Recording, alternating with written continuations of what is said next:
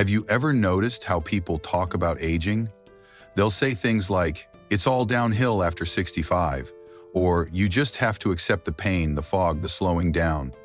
But deep down, you and I both know that's not the whole story. Yes, the body changes. Yes, we move a little slower, forget things more often, take longer to recover. But what if I told you there are small things, so small they seem almost too simple, that can completely shift how you feel each day?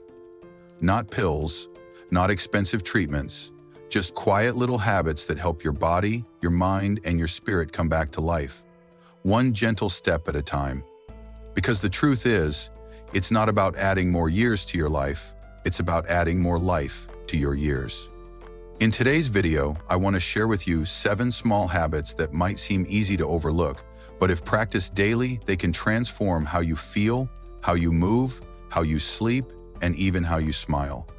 These aren't big resolutions, they're invitation to take back a little more energy, a little more clarity, a little more joy. So if that sounds like something you're ready for, leave me a comment that says, I'm ready. I'd love to know who's walking this path with me. And if this video finds you at just the right time, hit subscribe and turn on the bell, because here at Wise Old People, we're building a community of folks who believe that growing older isn't the end. The first habit is simple but powerful. Drink a glass of warm water right after you wake up. Not cold, not from the fridge, but warm, soothing, and gentle on your system. After a full night of sleep, your body is slightly dehydrated, your joints are stiff, and your digestion is still waking up. That first glass of water is like a soft good morning to your entire body. It helps rehydrate your cells, gets your digestion moving, supports your kidneys, and can even reduce morning aches.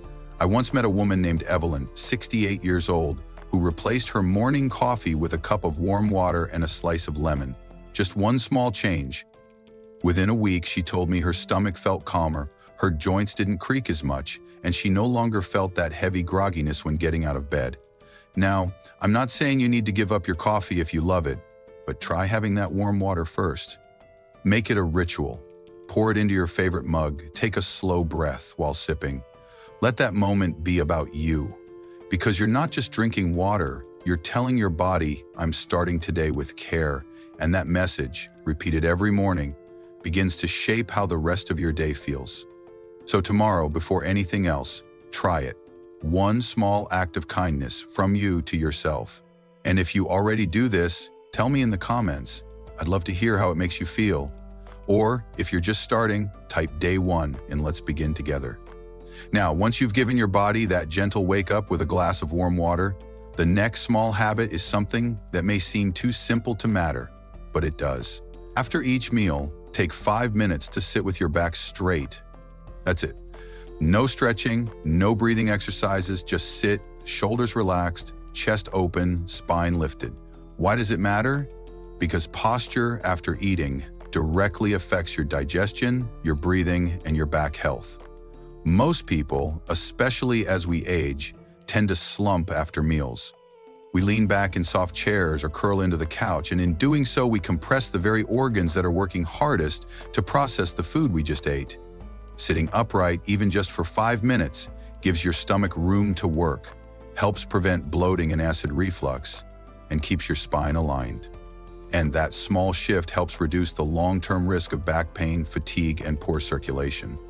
I remember a man named Louis, 71 years old, who used to take antacids daily after lunch. But when he simply started sitting up straight, sometimes on a firm kitchen chair or even on the edge of his couch, his symptoms almost disappeared. No more tightness in his chest, no more reaching for pills. He told me, it feels like my body breathes easier when I stop collapsing into myself. And it's true. Posture is more than how you look. It's how your body functions. So, today, after your next meal, instead of rushing to the TV or bed, just pause, sit up, breathe in, let your food settle while your body realigns itself. It may feel small, but those 5 minutes done consistently are one of the best gifts you can give to your digestive system and your spine. If you've ever felt sluggish or bloated after meals, try this and let me know how it goes. Drop a comment below that says 5-minute upright if you're going to try it. And don't forget to subscribe if these tiny habits are starting to spark something in you. Because we've still got more to go, and the next one is my favorite little secret for resetting your entire mood in just minutes. And it starts with a step outside. And now that your body is sitting tall and your digestion is doing its work, it's time to take one more small but powerful step. And I mean that literally. Step outside just for 5 minutes. You don't have to walk far. You don't need fancy shoes or a destination. You just need to step into the morning air. Let the sunlight touch your skin and breathe. As we age, our routines become more centered indoors, and slowly, almost without realizing, we lose our connection to the very element that gives us life: light. Sunlight helps your body produce vitamin D, which strengthens bones, supports the immune system, and even lifts your mood. It helps regulate your sleep cycle, your hormones, your energy, and best of all, it's free. I once met a gentleman named Hank who was 75 and had been feeling low, tired, and disconnected. He didn't want to join a gym or start a strict routine, so his daughter made him a deal. Just 5 minutes outside each morning. That's it. At first he resisted, but one day, he stepped outside, just stood on the porch in his slippers, cup of tea in hand, and looked up at the trees. The breeze touched his face, a bird sang in the distance, and something softened. That became his ritual, just 5 minutes a day, and it changed everything. His sleep improved, his appetite came back, his smile returned. The world, it seemed, started to open back up again. So, I want to ask you, when was the last time you stepped outside and really noticed the light, the colors, the breeze? Tomorrow morning, before turning on the TV or picking up your phone, open the door, step outside, even if it's just to feel the air and say thank you for a new day. And if you already do this, or if you're going to try it tomorrow, leave a comment below that says, "I stepped into the light." It'll remind others that the simplest things are often the most powerful. And if you haven't yet, subscribe to join our journey, because the next habit is one that touches the heart and rewires your brain in ways most people never realize. Let's talk about gratitude. After stepping into the light and letting the day greet you, there's one more gentle shift that can nourish your heart just as much as sunshine nourishes your body. Each day, take a moment to write down 3 things you're grateful for. That's it. Not 10, not a page, just 3. A warm meal, a phone call from your daughter, the way the sunlight hit the curtains this morning. Gratitude isn't just about being positive, it's about paying attention. And the beautiful thing is, the more you notice, the more there is to notice. Neuroscientists have shown that writing down what you're thankful for rewires your brain to see more of what's good. It lowers stress, it sharpens memory, it lifts mood. And over time, it helps replace anxiety with calm, frustration with perspective. I once knew a woman named Clara, 79 years old. She lost her husband, then her best friend, all in the same year. For a while, her world turned gray. Nothing seemed worth the effort. But a friend gave her a small notebook and said, "Write 3 things down each night. Just try." And she did. At first, it was hard. Some days, she could only write, "I got dressed. I made soup. I looked out the window." But slowly, her list grew. A grandchild's voice on the phone, the smell of rain, her favorite old song. That notebook, that small daily ritual, helped her come back to life, because gratitude brings you home to yourself. It reminds you that no matter what's been lost, something still remains. So find a little notebook, keep it by your bed or next to your chair. Every day, write down 3 things. You don't have to explain them, just feel them. And if you're doing this already, I'd love to know. Share one thing you're grateful for today in the comments. Or just write "still thankful," because that says so much. And if you haven't subscribed yet, now's the time. We're building something beautiful here, and your presence makes it stronger. Now, let's move to something small you can do anytime, anywhere, that strengthens your body without anyone even noticing. It's all in your core. Now let's talk about something you can do quietly, even while brushing your teeth or waiting in line. A small move that builds strength from the inside out. Whenever you're standing or walking, gently tighten your abdominal muscles. Not a full crunch, not a strain, just a light squeeze, like you're pulling your belly button in a little. That's it. This tiny action strengthens your core, the muscles that keep you balanced, support your spine, and help you stay steady on your feet. As we age, the core naturally weakens if we don't use it. And when that happens, our posture suffers, our back begins to ache, and our balance becomes shaky. But here's the beautiful truth. You don't need to go to a gym or lie on the floor to engage your core. You just need to remember it exists. I remember George, 76, who used to stumble a little when stepping off curbs. His daughter showed him this trick: just squeeze your stomach gently when you're walking. He started doing it during his morning strolls. Within weeks, he noticed his back felt stronger. His steps were more controlled. He even said his clothes fit better. The best part? No one could even tell he was exercising. It was his quiet little routine. So next time you're waiting for the kettle to boil, walking to the mailbox, or even standing in line at the grocery store, try it. Tighten your core, hold it for a few seconds, breathe, and then release. Do it a few times a day, and over time you'll build strength where it matters most, at the center. If you're going to try this today, or if you've already made it a habit, drop a comment below that says "strong at the core." And if you're enjoying this kind of gentle guidance, be sure to subscribe, because the next habit is one that makes every day a little lighter, a little happier, and a little more alive. Let's talk about music. Now here's something small that doesn't require strength, discipline, or even much time. Just your ears, your heart, and a favorite melody. Each day, take a few minutes to listen to one piece of music that you love. Not something random on the radio, not background noise, but something that truly means something to you. Maybe it's the song you danced to at your wedding, the one that played on road trips, or even the hymn your mother used to hum in the kitchen. Music is one of the few things that stays with us as we age. It lights up the memory centers of the brain.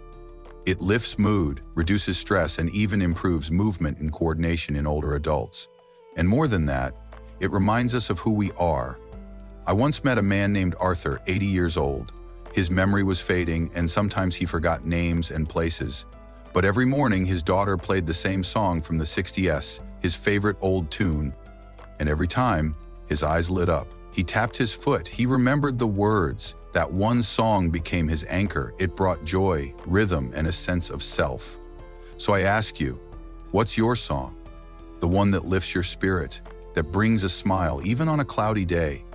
Make it a part of your routine. Play it while making tea or before bed. Let it wrap around you like an old friend. And if you're not sure where to start, ask yourself this: what music made you feel most alive in your younger years? That's your gateway. If you already have a favorite song, drop its name in the comments. I'd love to know what moves your heart. Or just write, "I'm still dancing," to let others know you've still got the rhythm in you. And don't forget to subscribe if you haven't yet, because the final habit may be the most important of all. It's not about your body or your brain. It's about your spirit. And it starts with something as simple as laughter. And now we arrive at the final habit, perhaps the most human of them all. Don't let the day end without a little laughter. Just one chuckle, one smile, one small moment that reminds you that life, even with its aches and changes, is still worth enjoying. Laughter is more than a reaction, it's medicine. It releases endorphins, relaxes the body, eases tension, improves circulation, and brightens your entire outlook. But most of all, it reconnects you to joy, to lightness, to the part of yourself that refuses to give up on happiness. I remember Miss Jean, 83 years old, who once told me her secret to aging well was simple. She made herself laugh at least once a day. Whether it was a silly joke, an old comedy rerun, or just remembering something funny her husband once said, she called it her nightly vitamin. She said, "If I can still laugh, then I know I'm still alive, truly alive." And she was right. You don't need to force it, you just need to look for it. Call a friend who makes you giggle. Watch a scene from your favorite movie, or look in the mirror and make a funny face. Yes, really. Because life after 65 doesn't need to be so serious all the time. You've earned the right to laugh. So tonight, before you lay down to sleep, find something to smile about. And if you're willing to share a bit of joy, leave a comment that says "still laughing," because that light you carry, it's contagious, and we could all use a little more of it in this world. And if this video has made you smile even once, I hope you'll subscribe so we can keep finding these small, powerful ways to live fully together. Now let's wrap this up with a little something from the heart. So, here we are, 7 small habits, 7 quiet choices, each one simple, gentle, almost easy to ignore, but together they can shape your days in a way that feels lighter, stronger, and more alive. Maybe you won't do all of them today, maybe you'll just start with one, and that's enough. Because true change doesn't come from big, dramatic steps. It comes from the little things, from the way you start your morning, from the moment you step into the sunlight, from a song, a laugh, a sip of water, or a single breath taken with intention. You see, aging isn't about giving things up. It's about reclaiming what matters. And these small habits, they help you do just that. They remind you that you are still here, still capable, still shaping the quality of your days. So tell me in the comments, which habit spoke to you the most today? Which one will you try first? Or if you've already been doing one of these, share how it's helped you. Your story might inspire someone else who really needs to hear it. And if this video felt like a soft nudge in the right direction, please hit like and subscribe. It helps us reach more people, and it lets me know that what we're building here is meaningful. This is more than just a channel. It's a circle of wisdom, a space where growing older is not something we fear, it's something we grow into with grace, clarity, and community. So thank you for spending your time here with me. I'll see you in the next video, and until then, keep walking gently, keep choosing what brings you life, and never forget, you're not alone on this journey.